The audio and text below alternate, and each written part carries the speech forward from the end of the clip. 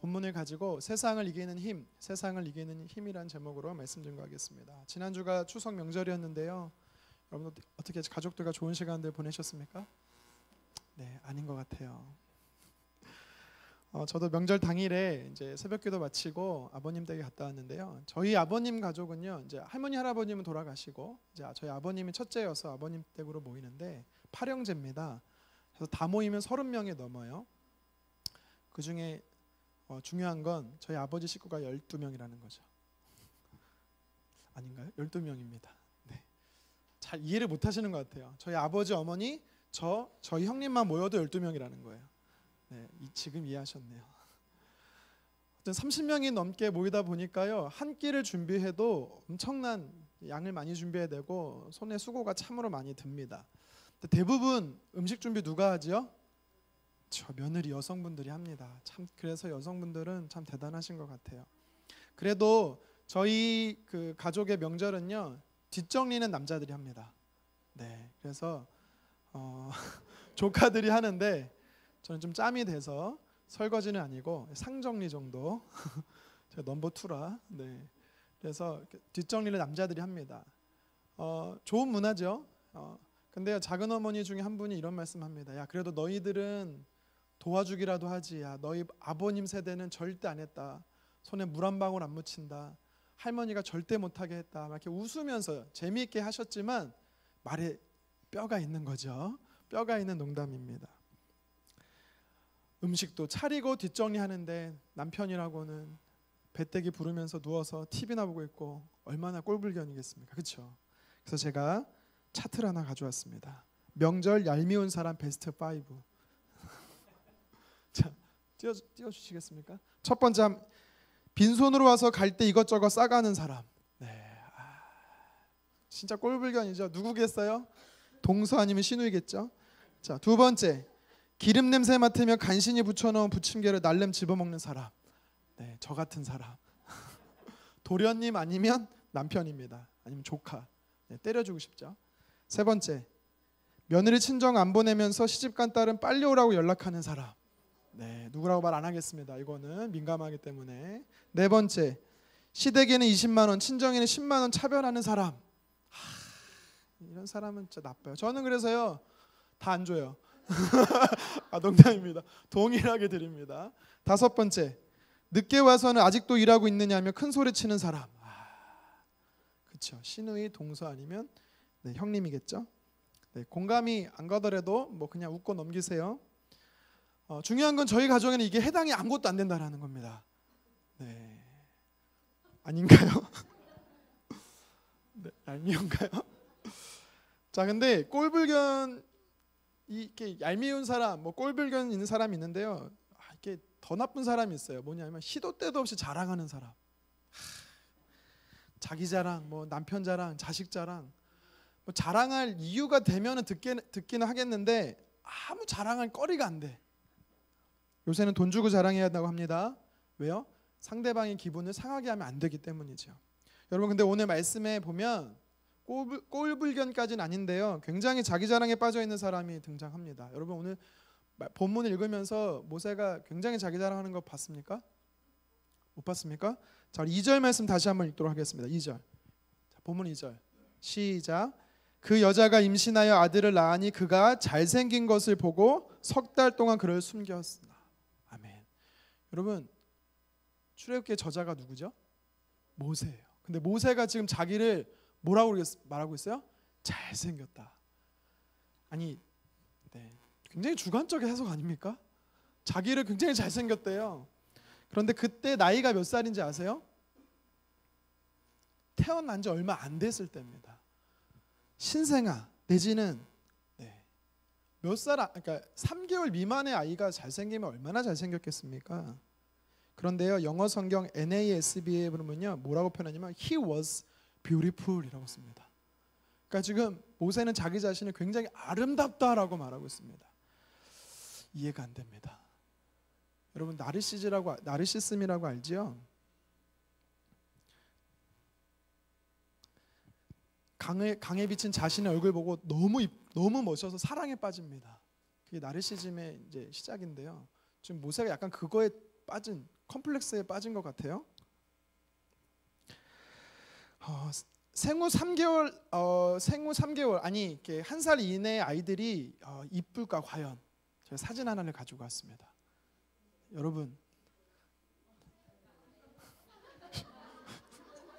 제가 누구라고 말하지 않겠습니다. 조용히 해야 됩니다. 여러분, 잘생겼습니까? 이쁩니까? 아니에요. 여러분, 객관적으로 보세요. 객관적으로 봤을 때 잘생기지도 않았고 이쁘지도 않고 귀엽지도 않고 그렇지 않습니까? 네. 여러분 자기 자식도 이쁘다고 고슴도 치는 자기 새끼도 이쁘다고 하는데 제가 볼 때 이 아이의 부모는 안 그럴 것 같습니다. 누구라고 말하지 않겠지만 저희 집 막내인데 굉장히 저도 그렇고 제 아내도 그렇고 이 사진을 보면 느끼는 게 뭐냐면 왜 이렇게 못생겨졌지? 라는 거예요. 그때는 되게 이뻐 보였는데 지금 되게 못생겨 보여요. 그럼 됐습니다. 사진 그만 보여주세요 이제. 잘생긴 아이고 아름다운 아이라고 자신을 소개하고 있습니다. 그런데 모세가 지금 뭐라고 말하고 성경에 기록하고 있냐면 잘생겼기 때문에 아름답기 때문에 내 부모가 나를 죽이지 않았다라고 성경을 기록하고 있는 것입니다. 여러분 뭔가 좀 해석적으로 이상하지 않습니까? 이상한 문장 같아 보입니다. 어렵게 낳은 자식이 안 이쁜 사람이 어디 있겠습니까? 좀 못생겼다고 그 자식을 죽이는 부모가 어디 있겠습니까? 오늘 본문이 좀 이상해 보입니다. 우리가 이 문장을 정확히 해석하려면 당시 시대적 배경을 좀 이해해야 되는데요. 간단하게 말씀드리면 애굽의 총리가 되었던 요셉으로 인해서 요셉의 가족들이 모두 애굽으로 고센 땅이라는 곳에 한 70여 명이 살게 됩니다. 그리고 400년이 흐릅니다. 70명이었던 사람들이 무려 200만이 넘는 숫자로 부흥하게 됩니다. 인구가 곧 경쟁력이죠. 그러니까 이집트 사람들이 경계하기 시작한 거예요. 이 사람들이 혹시나 폭동이나 일으키지는 않을까, 반란을 꾀하지는 않을까 두려워지기 시작한 겁니다. 그래서 노역을 강제로 시킵니다. 그것도 문제를 해결할 수 있는 방법이 아니다 보니까 어떻게 하냐면 인구 산하 정책을 피지요. 예를 들면 우리나라 70년대 80년대 막 운동하면서 어떻게 사람들에게 말했죠? 하나만 낳아, 둘만 낳아 잘 키우자. 아들 딸 구별 말고 뭐 하나만 둘만 낳아 잘 키우자. 그렇게 표현했습니다.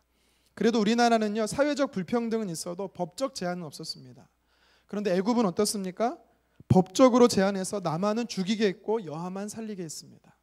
잔인한 법이고 악법입니다. 이것을 어길 때는 어떻게 됩니까? 왕명이기 때문에 가문을 모두 멸하는 정책, 불합리하면서도 공포 정치였던 것입니다. 이런 현실 속에서 모세의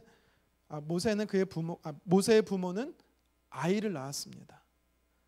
너무 잘생겼고 그래서 법을 어기면서까지 그를 키웠다? 뭔가 이상하지 않습니까? 문장이. 오늘 이 본문 2장 2절에 대해서요 스데반이 이렇게 해석하고 있습니다. 사도행전 7장 18절에서 20절인데요. 우리 한 목소리로 같이 읽어보겠습니다. 요셉을 알지 못하는 새 임금이 애굽 왕위에 오르매 그가 우리 족속에게 교활한 방법을 써서 조상들을 괴롭게 하여 그 어린아이들을 내버려 살지 못하게 하려 할세. 그때에 모세가 낳는데 하나님 보시기에 아름다운지라 그의 아버지의 집에서 3달 동안 길리더니. 아멘. 여러분 그렇습니다. 스데반이 이 아름답다라는 단어, 잘생겼다라는 단어를 정확하게 해석하고 있습니다. 어떻게 해석하고 있습니까? 사람의 시선으로 봤을 때 아름답다는 의미가 아니라 하나님의 시각으로 하나님의 시선으로 봤더니 아름답다, 잘생겼다라는 것이었습니다. 당시 그러니까 이 2절의 말씀을 가지고 모세가 말하고 싶었던 게 뭐냐면 당시 세상의 원리, 세상의 기준은요 무조건 남자아이는 죽여야만 했던 불합리한 법이었습니다. 하지만 어쩌면 성경에 나오지 않아서 모르겠는데 많은 수의 이스라엘 사람들이 나마를 죽였을 것입니다. 나일강에 버려 던져 죽였을 것입니다. 이 말씀을 읽는 당시 이스라엘 백성들과 또 이 시대 2차 독자인 저와 여러분들에게 모세가 무엇을 도전하고 있는 것입니까? 악법과 불합리한 사회 속에서 살아가는 하나님의 사람들이 어떻게 살아야 되냐라는 것입니다.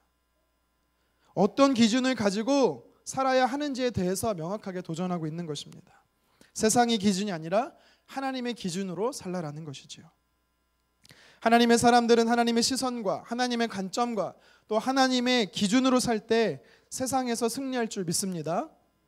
오늘 본문에 이름은 등장하지 않지만 모세의 부모의 이름이요, 아버지는 아므람이고 어머니는 요게벳입니다. 이들이요 믿음의 사람이에요. 어떻게 믿음의 사람인지 알 수 있습니까? 1절에 보니까 두 사람이 다 레위 사람이래요. 그러니까 레위인 남자와 레위인 남자였던 아므람과 레위인 여자였던 요게벳이 만나서 결혼해서 모세를 낳은 것입니다.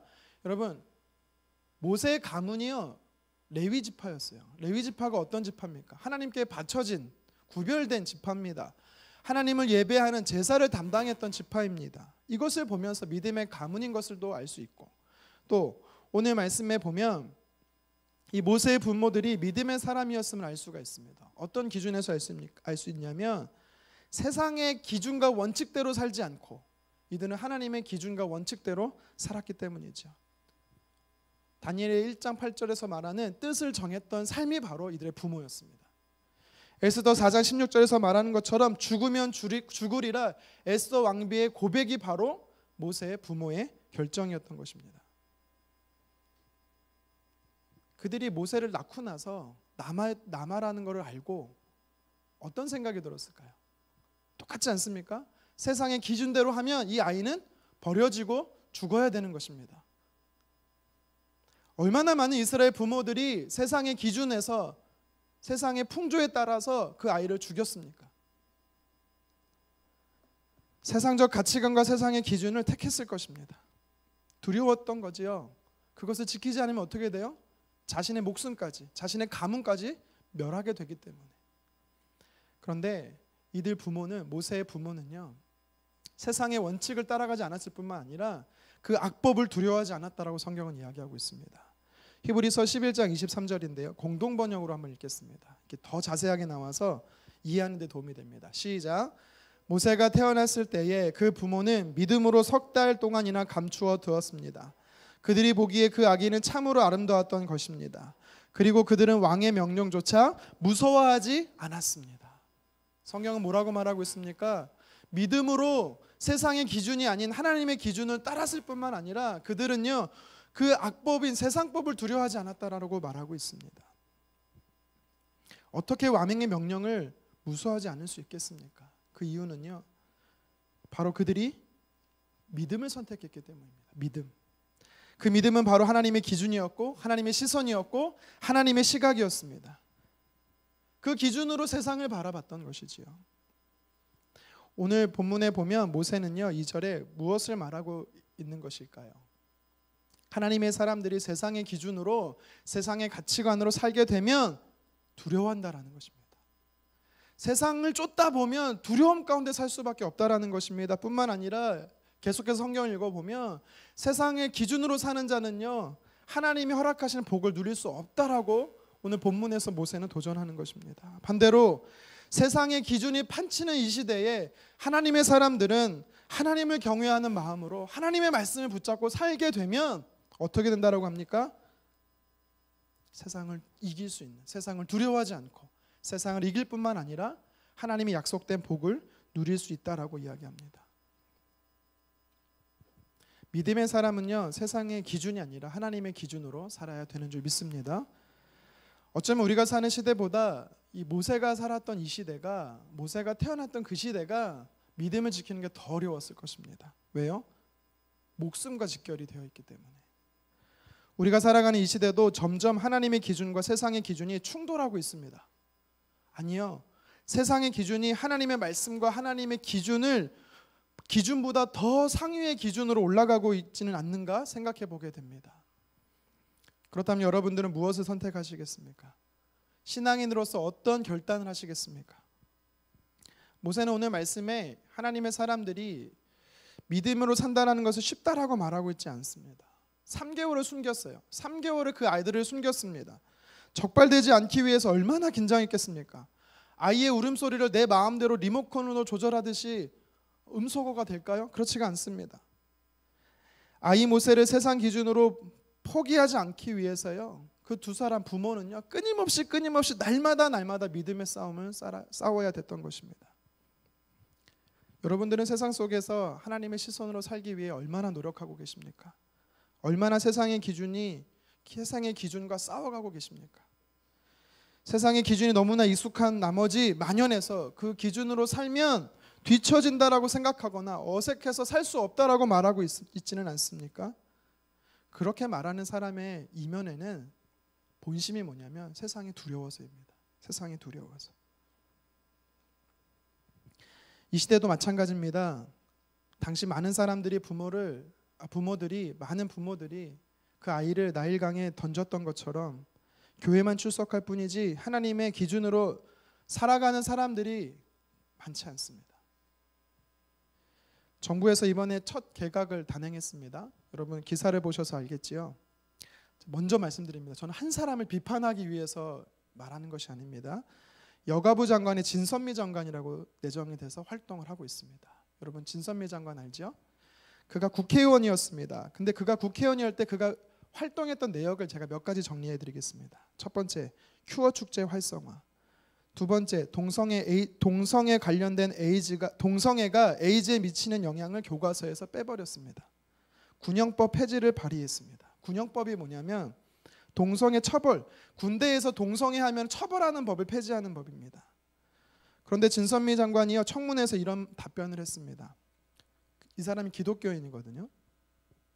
명일동에 있는 세스판 교회를 출석합니다. 제가 어디라고 말하지 않았습니다. 동성애를 하나님의 시선으로 본다. 되게 믿음의 발언이죠.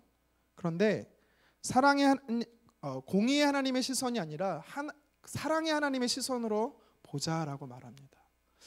굉장히 모르는 사람들은요 믿음의 발언인 것처럼 보입니다. 하지만 이거 궤변입니다. 성경에 뭐라고 말하고 있습니까? 예수님을 믿지 않으면 다 지옥이다라고 이야기합니다. 분명히 지옥을 말합니다. 그러면 이제 우리가 지옥을 공의의 하나님의 시선이 아니라 사랑의 하나님의 시선으로 봐서 지옥을 없다라고 말하는 게 옳은 것입니까? 궤변이지요. 그런데 진선미 장관이요 말하길 우리나라도 성소수자의 문제를 이제 미국과 유럽의 시각으로 바라봐야 한다라고 또 이야기를 했습니다. 제가 사실 이 기사를 보면서요 굉장히 분노했습니다. 사실 저는. 그러면서 이런 말을 합니다. 내가 장관직을 수행하는 동안 성소수자의 문제에 힘쓰겠습니다. 여러분 무슨 뜻입니까? 저희 주관적인 해석일 수도 있겠지만 그 사람의 말과 행동을 보면 하나님의 기준으로 세상을 보는 게 아니라 인권이라는 미명하에 신권인 하나님의 말씀을 넘어서겠다라는 도전입니다. 미국과 유럽의 전철을 밟겠다면 그 결과는 불보듯 뻔한 것입니다. 이제 우리 시대가 이런 시대로 가고 있습니다.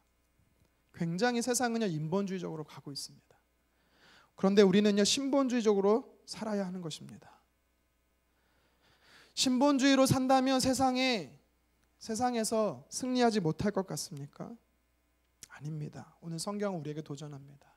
세상의 기준이 아니라 하나님의 기준으로 살라라는 것입니다. 두려워하지 마십시오. 왜 우리의 믿음의 선배들이 신사참배를 했습니까? 그것이 문화이기 때문에 신사참배를 한 것입니까? 죽은 사람을 섬기는 신사참배, 살아있는 왕을 신으로 섬기는 신사참배와 느부갓네살 왕 금신상 앞에 절하지 않았던 것과 무슨 차이가 있습니까? 다니엘의 세 친구 하나니엘과 미사엘과 아사랴는요 풀무불에 던져지면서까지 그들이 믿음을 지켰던 이유가 무엇입니까? 그들은요 두려워하지 않았습니다. 하나님의 기준으로 사는 것이 두려운 것이 아닙니다. 실패하는 것이 아닙니다. 세상의 기준을 이기는 것은 믿음은 바로 하나님의 말씀인 줄 믿습니다. 여러분들은 무엇을 선택하겠습니까? 오늘도 나일강에 던져 죽이겠습니까? 아니면 오늘도 숨기며 키우겠습니까? 세상이 다 그렇게 말하진 않지만 세상이 다 악하다고 말하는 것은 아닙니다. 그런데 세상이 그렇게 말하니까, 세상 사람들이 그렇게 따라가니까 우리도 그렇게 해야 된다라고 말하는 것은 옳은 것이 아닙니다. 그 기준이 세상적인 기준이 하나님의 기준과 말씀과 대치된다라면 우리는요 선택을 해야 되는 것입니다. 일상 속에 많은 부분에서 우리는 선택하게 되지요. 가정에서나 자녀를 양육하면서 일하는 직장에서 사업의 현장에서 또 물질을 쓰면서도 우리는요 나일강에 버려야 할지 숨어 키워야 할지 선택의 기로에 서게 되는 것입니다. 어떤 선택을 하시겠습니까? 하나님을 두려워하는 선택을 하시겠습니까? 세상을 두려워하는 선택을 하시겠습니까? 하나님은요 선하시고 기뻐하고 온전한 뜻이 있다라고 우리에게 말씀하십니다. 그 뜻대로 사는 것이 바로 믿음의 삶인 줄 믿습니다. 물고기 중에 연어가 있습니다. 맛있는 고기죠. 하지만 연어는요 세상의 물살에 역류하는 고기입니다. 역류하는 삶을 살기를 간절히 바랍니다. 하나님의 그 기준으로 승리하는 삶을 사시기를 다시 한번 주님의 이름으로 축원합니다. 그런데 3절 상반절로 한번 말씀해 보겠습니다. 우리 3절 말씀을 다시 한번 띄워주시겠습니까? 성경이 이렇게 말합니다. 더 숨길 수 없게 되매. 계속해서 같이 읽겠습니다. 시작. 그를 위하여 갈대 상자를 가져다가 역청과 나무진을 칠하고 아기를 거기 담아 나일 강가 갈대 사이에 두고. 아멘. 지금 어떤 상황이 연출되고 있는 것입니까? 더 이상 숨길 수 없게 된 것입니다. 다시 말해 부모들이 더 이상 모세를 키울 수가 없게 된 것입니다. 자신의 믿음의 능력으로는 키울 수 없게 된 것입니다. 그래서 지금 모세의 부모들이 어떤 선택을 합니까? 3개월밖에 되지 않은 모세를 나일 강에 두기로 결정한 것입니다. 나일 강이 어떤 강이죠? 죽음을 상징하는 강입니다. 더 정확히 표현하면 세상 속에 그 아이를 던져버린 것입니다. 여기서 사실 그 부모가 아니라 이렇게 한 사람은 그의 어머니 요게벳입니다. 어떻게 할 수 있냐면 이 두다라는 단어, 나일강가의 두다라는 단어가 이 와타셈이라는 단어인데요. 이거는 여성형 단어예요. 여자가 뒀다라는 것입니다. 그의 어머니 요게벳이 그렇게 했다라는 것이죠. 아니 왜 이제 와서 3개월 동안 그렇게 믿음을 잘 지켰던 부모들이 믿음을 저버리는 행동을 하고 있을까요? 그동안 지켜온 믿음의 싸움을 이제는 지친 것일까요? 그런 것이 아니지요. 오늘 이 요게벳의 행동은요 여전히 믿음의 선택이었음을 우리는 알아야 되는 것입니다. 그 근거를 몇 가지 제가 제시하겠습니다. 우리가 많이들 왜 3개월 만에 이 모세를 나일강에 이렇게 던졌을까라고 생각을 합니다. 이제 아이가 점점 울음이 커져갖고 발가게 될까봐 그렇게 생각을 하는데요. 사실 꼭 그런 건 아니죠. 자녀를 키워보는 분은 알겠지만 신생아는 울음소리가 아주 작고 3개월 되면 엄청 크고 이렇습니까? 그렇지 않습니다. 크게 울면 큰 거예요. 적게 울면 작은 거고. 그러니까 울음소리 때문에 그 문제가 된 것은 설 중에 하나지 꼭 그런 것만은 아닙니다.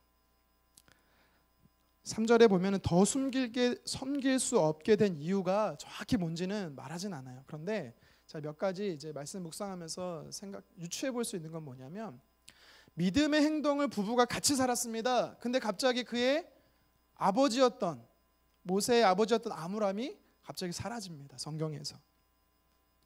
성경을 살펴보면 모세의 형제들을 말할 때 그의 누이, 그의 형 아론과 또 미리암을 소개합니다. 하지만 모세의 동생을 소개하지는 않습니다.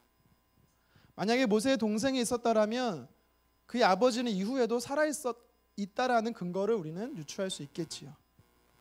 그런데 그 어디에도 그의 아버지가 더 이상 등장하지 않습니다. 어쩌면 전적인 제 추측이지만 어쩌면 모세를 키우는 그 과정 속에서요 그의 아버지에게 뭔가 신변의 변화가 있을 수 있었다라는 것을 우리는 유추해 볼 수 있는 것입니다. 그의 아버지가 죽었는지 옥에 갇혔는지는 모르겠지만 분명한 것은 그의 아버지 이후로 그 다음 모세에게 신변의 위협이 느껴졌기 때문입니다. 자, 3절 상반절 다시 한번 보겠습니다. 성경은 이렇게 말합니다. 더 숨길 수 없게 되매 그를 위하여. 여기서 말하는 그가 누구겠습니까? 요게벳이겠습니까? 요게벳 자기를 위해서 그랬겠습니까? 아니요. 모세를 위해서 강가로 데려갔다라는 것입니다. 그의 어머니 요게벳은 아들 모세를 살리기 위해 했던 믿음의 선택이었다라는 것을 성경은 이야기하는 것이죠. 또 만약 요게벳이 모세를 나일강가에 그냥 둔 것이 하나님의 믿음의 선택이 아니라 기준이 아니라 세상의 선택이고 세상의 기준이었다라면 굳이 갈대상자를 만들 필요가 없는 것이죠. 우리 출애굽기 1장 22절을 같이 한번 읽어보도록 하겠습니다. 시작. 그러므로 바로가 그의 모든 백성에게 명령하여 이르되 아들이 태어나거든 너희는 그를 나일강에 던지고 딸이거든 살려두라 하였더라. 아멘. 요게벳이 믿음의 이 삶을 포기했던 것이라면 나일강가에 그냥 던졌을 겁니다. 갈대상자를 만들 필요가 없는 거지요. 근데 갈대상자를 만들어서 그 갈대상자 안에 그의 아들을 넣었던 것입니다. 여러분, 그리고 이 갈대상자라고 할 때 이 상자의 단어가 뭐냐면 히브리어로 테바입니다. 테바. 상자를 테바라고 하는데요. 이 단어가 유일하게 성경의 구약에 딱 2번 쓰였습니다. 언제 쓰였냐? 첫 번째는 오늘 모세가 들어가 있는 갈대상자. 또 하나는 어디에 쓰였냐면 창세기 6장에 하나님께서 노아를 통해서 만들었던 배, 그 방주가 바로 테바입니다. 유일하게 2군데밖에 쓰이지 않은 단어가 바로 이 단어입니다. 상자. 무슨 뜻입니까? 모세는요, 방주와 같이 하나님께서 인류를 살리셨던 방주와 같이 이 아이를 살리기 위해서 갈대 상자를 만들었던 것이죠. 이 아이가 반드시 살게 될 것을 그의 어머니는요 믿었던 것입니다. 하나님께서 이 아이를 책임져 주실 것이다라는 믿음의 선택을 한 것입니다. 내 삶의 참 주인이시고 참 아버지이신 하나님께 이 아이를 맡기겠다라고 결정한 것이지요. 그래서 그녀는 역청과 나무진을 가지고 방수 처리까지 합니다. 물이 들어가지 않도록. 심지어 그의 딸이었던 미리암을 통해서 모세가 어떻게 되는지 뒤쫓아 추적하게 하는 것입니다. 이러한 정황들을 살펴보면 모세의 어머니 요게벳은요, 세상의 기준과 믿음에 저버린 행동이 아니라, 세상에 타협한 것이 아니라 하나님의 말씀으로 끝까지 믿음을 지키며 살았던 것을 우리는 볼 수가 있는 것입니다. 3개월 된 아들을 이 방주에 태워서 나일강에 띄워 보낼 때 여러분, 그녀의 심정이 어땠을까요? 아무리 믿음의 사람 요게벳이라 할지라도요, 그녀는 마음이 편하지 않았을 것입니다. 제가 5년 전에 한 권사님이, 아는 권사님께 저를 찾아오면서 막 울면서 이야기를 하세요. 자기 사위하고 자기 딸을 좀 만나서 말려달라는 것입니다. 무슨 말인지 이해를 못해서 처음에는 영문인지를 몰랐는데, 사위가 직업군인이었는데 몇 년만 더 일하면 연금을 탈 수 있는데 사위가 그만둔다라는 거예요. 사위하고 그다음에 딸하고 또 거기에 아들이 2이 있습니다. 이 가정을 좀 말려달라는 것입니다. 그래서 권사님께서는 이 가정이 이제 남편 되는 사위가 좀 정신 차리고 열심히 일할 수 있도록 설득해달라는 뜻인가? 전 처음에 이제 그런 의도인지 알았어요. 근데 말문을 이어가시는데 하시는 말씀이 딸하고 사위가 선교지를 간다는 거예요. 선교사가 되겠다라는 겁니다. 제발 말려달라는 것입니다. 여러분, 여러분의 자녀들이 선교사가 된다면 여러분 말리시겠습니까? 네, 다 말릴 표정이네요. 네. 저도 그냥 농담으로 우리 자녀들 중에 꼭 누가 선교사가, 저와 제 아내가 이루지 못한 꿈을 좀 꿨으면 좋겠다라고 말하지만 막상 선교지로 간다 그러면 모르겠습니다. 저도. 부모의 마음은 똑같은 것이죠. 그래서 어떻게 해요? 제가 딸하고 사위를 만났습니다. 굳은 각오를 가지고 돌이켜야겠다는 생각을 가지고 이분들을 만났습니다. 밥을 사준다길래 만났습니다.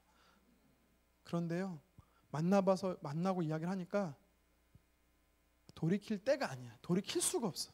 이미 선교사가 됐어. 그래서 제가 한마디 했습니다. 집사님, 응원합니다. 선교지 가십시오.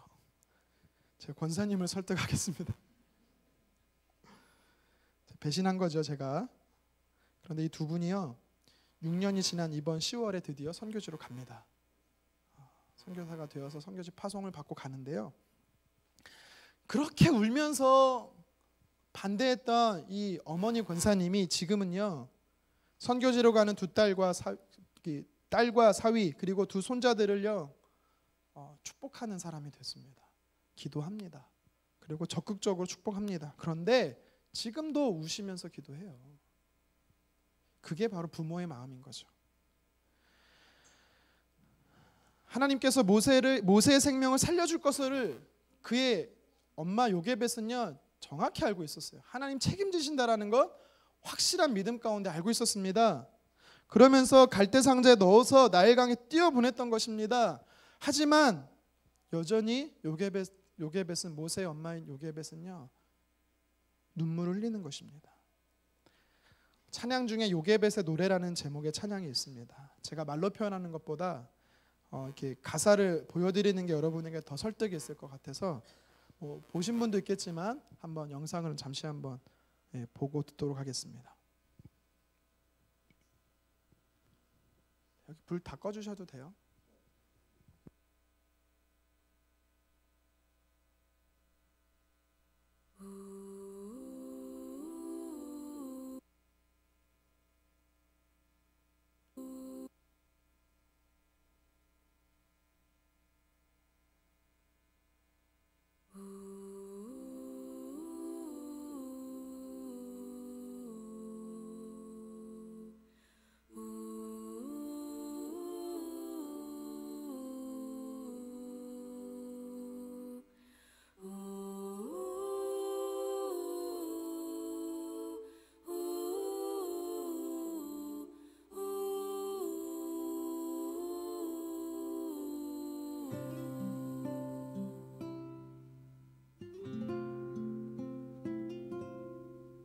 작은 갈대 상자 물이 새지 않도록 역청과 나무 진을 칠하네.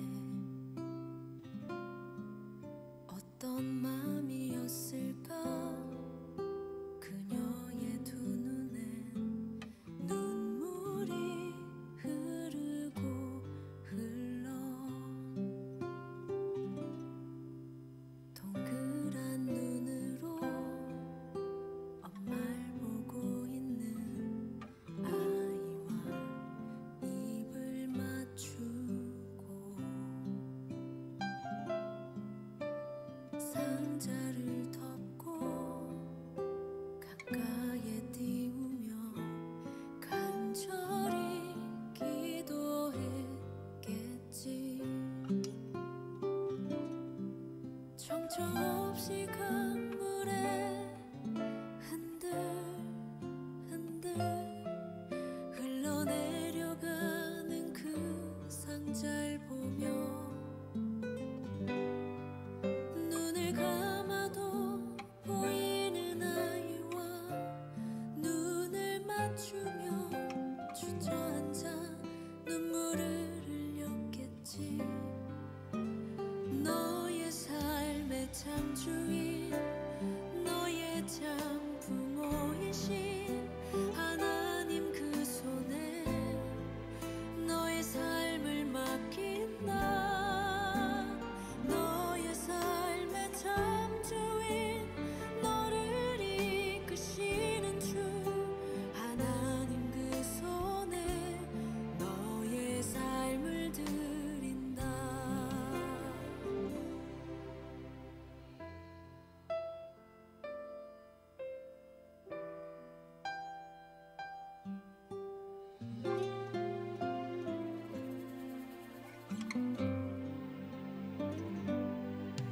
어떤 마음이었을까 그녀의 두 눈에 눈물이 흐르고 흘러 정처 없이 강물에 흔들흔들 흘러내려가는 그 상자를 보며 눈을 감아도 보이는 아이와 눈을 맞추며 주저앉아 눈물을 흘렸겠지. 너의 삶의 참 주인 너의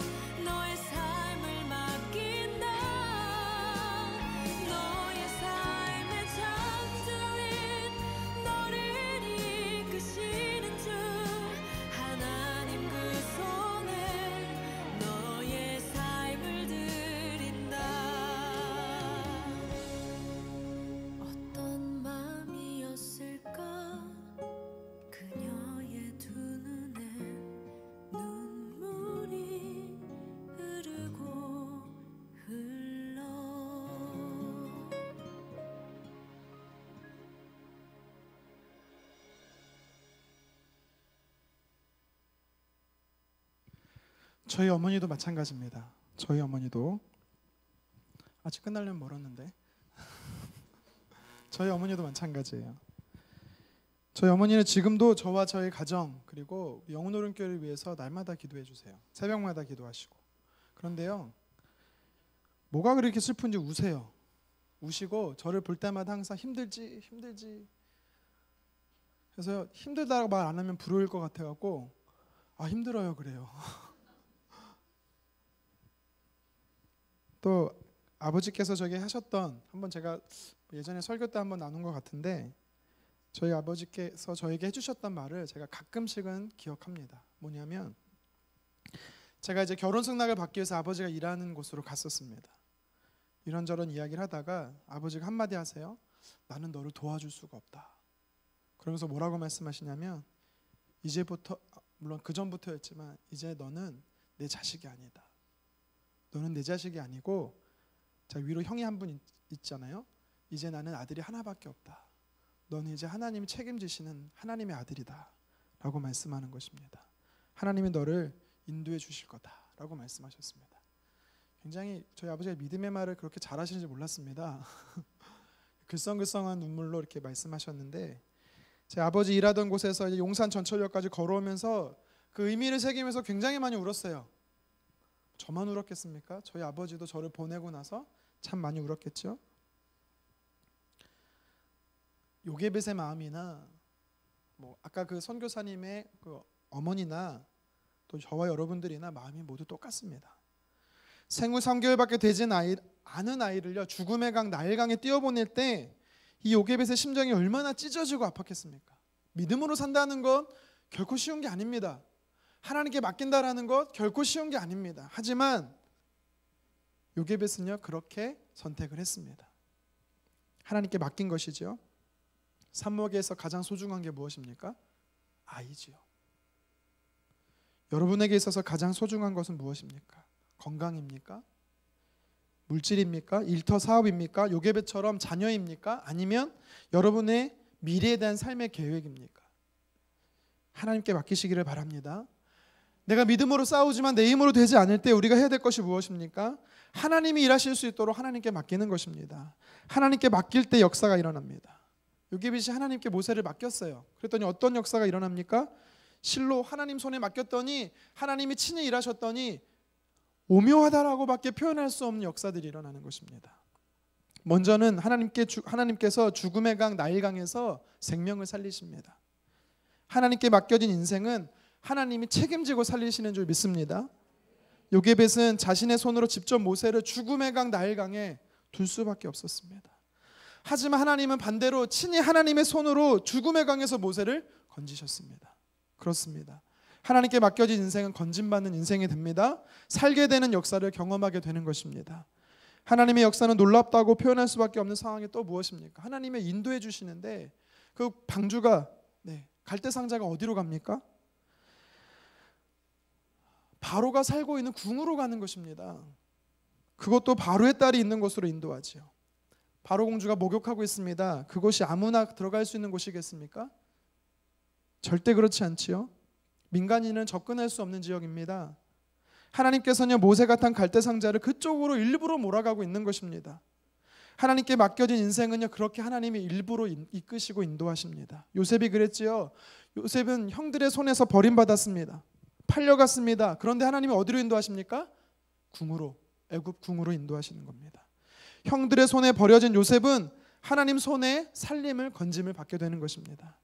6절 하반절에 보면 바로의 딸은요 모세가 히브리 사람인 아기였음을 알게 됩니다. 당시 바로의 법령이 무엇이었습니까? 히브리 아이 2살 미만은요 다 죽이는 것이었습니다. 바로의 딸이 그것을 몰랐을까요? 결코 그렇지 않죠. 6절 상반절, 우리 본문 6절 상반절인데요. 우리 한번 자막으로 한번 띄워주십시오. 같이 한번 읽겠습니다. 시작. 열고 그 아기를 보니 아기가 우는지라 그가 그를 불쌍히 여겨 이르되. 아멘. 하나님께서의 바로의 딸의 마음을 움직여준 겁니다. 어떻게 옮겨주었습니까? 어떻게 변화시켜 주신 겁니까? 긍휼의 마음을 갖도록 하나님께서요 변화시켜 주신 거죠. 하나님이 다윗을요 살려두실 때 이 사울 왕의 손에서 건져내실 때 어떻게 일하십니까? 사울이 죽이려고 하죠. 그 죽이려고 할 때 어떻게 살려줍니까? 사울 왕의 아들이었던 요나단을 통해서 하나님 살려주십니다. 요나단이 인간적인 마음으로, 존경하는 마음으로 다윗을 사랑합니다. 그래서 도와주지요. 그래서 다윗은요, 사울 왕의 손에서 구출되게 되는 것입니다. 바로의 딸은요, 모세를 죽여도 무방합니다. 죄가 없습니다. 하지만 하나님께서는요, 그녀에게 국률의 마음을 허락하셔서 그녀의 마음을 움직여 주셔서 모세를 건져 살려주시는 것입니다. 또 어떻게 하나님이 역사하십니까? 요게벳 품에 다시 모세를 안겨주십니다.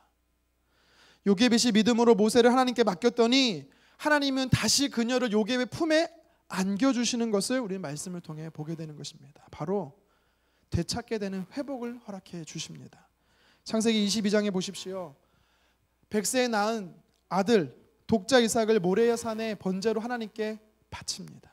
하나님께 드리죠. 그랬더니 어떤 일이 벌어집니까? 하나님께서는 도리어 그 아이를 다시 아브라함 품에 안겨 주십니다. 되찾게 하시는 거죠. 그렇습니다. 하나님께 맡기면 하나님은 되찾게 하시는 줄 믿습니다. 하나님께 맡기면 하나님은요, 도리어 더 크게 역사하시는 분임을 여러분 믿으시기를 간절히 바랍니다. 어떻게 더 크게 역사하십니까? 이제는요, 숨어서가 아니라 떳떳하게 키울 수 있도록 해주십니다. 뿐만 아니라 평생 양육비를 덤으로 주십니다. 물질까지 허락해 주십니다. 하나님께 맡기는 사람은 회복의 역사를 경험하게 되는 것입니다. 전날까지만 해도 요게벳은요, 애굽의 군사들이 언제 들이닥칠지 몰라서 조마조마하면서 두려우면서 어쩌면 그렇게 있었을 것입니다. 그러나 믿음의 결단을 한 요게벳, 모세를 나일강에, 다시 말해 하나님께 맡기기로 결정했더니 하나님 모세를 살리셨고 모세를 다시 찾게 하셨고 돈 걱정 없이 모세를 당당하게 키울 수 있게 하나님은 해주신 것입니다. 세상에 이런 역사는요, 하나님만 하실 수 있는 것입니다. 여러분, 우리가 요게벳처럼 또 모세의 부모처럼 믿음의 삶을 살기를 간절히 원합니다. 우리가 사는 세상은요, 당시 바로의 법령처럼 세상의 기준과 가치관 속에 살라라고 명령하고 있습니다. 그렇게 우리를 두렵게 하고 있습니다. 그렇게 살지 않으면 실패한 것처럼 우리를 몰아갑니다. 하지만 하나님의 말씀이 절대 기준이 되었으면 좋겠습니다. 하나님의 말씀, 하나님의 시선, 하나님의 기준으로 세상을 이겨나가는 저와 여러분 되었으면 좋겠습니다. 소돔 고모라 같은 이 세상 속에 살면서 하나님께 맡길 때 하나님은요, 세상을 이기는 힘을 우리에게 허락하시는 줄 믿습니다. 이 믿음 가지고 날마다 승리하는 저와 여러분 되기를 주님의 이름으로 축원합니다.